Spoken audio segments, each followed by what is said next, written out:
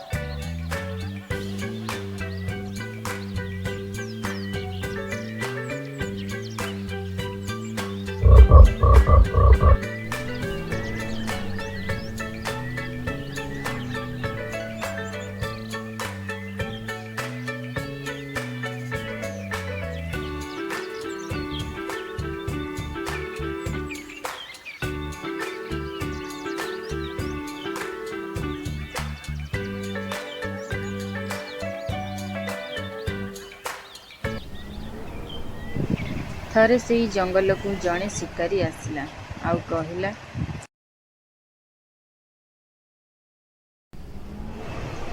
अरे ये तो बहुत पशु पक्षी अच्छी को शिकार करिबारे बहुत मजा आसिबो। तापरे शिकारीटी जाल बिछाइला आउ से जाल रे हरिणटी पड़गला।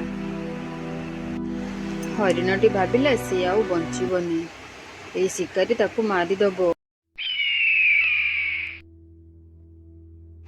किंतु ठेकुआटी हार मानिलानी। से शीघ्र बाघ पाखकू दौड़ीगला।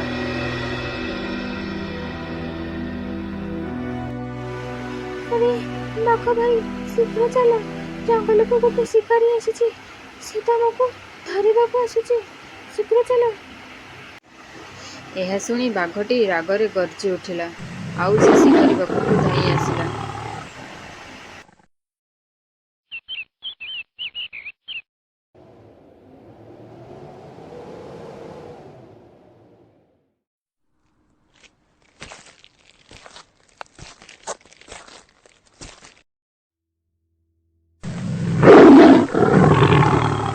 बाघ कोड़े आसला रे, शीघ्र पळेଇ चल रे, पळेई चल।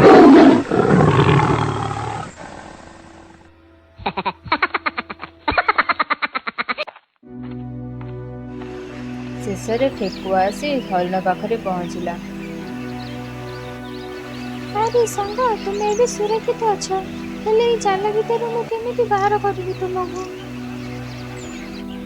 पाखरे थाई मूषाटी ए सबू देखुला आउ से शीघ्र जाई तार मुनिया दांतरे जालटी को टिक टिक करी काटी पकाइला।